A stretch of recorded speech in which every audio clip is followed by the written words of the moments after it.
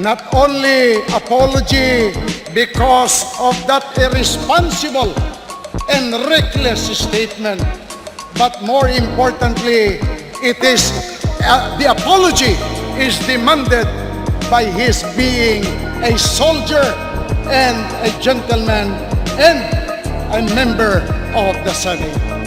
Therefore, Mr. Speaker, Your Honor, as I end my interpellation to my good friend today,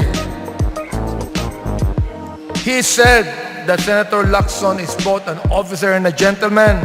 Therefore, Mr. Speaker, I demand that Senator Lacson issue an apology to this House.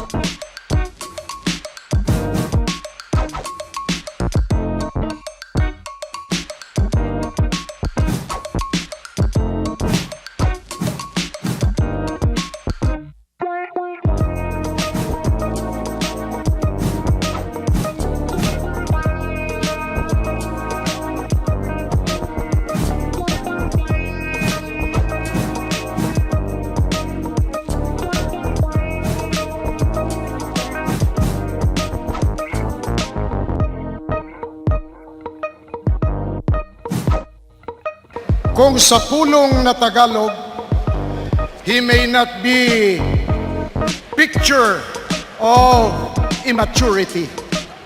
But what I could say is that his picture of someone na meron na isip bata.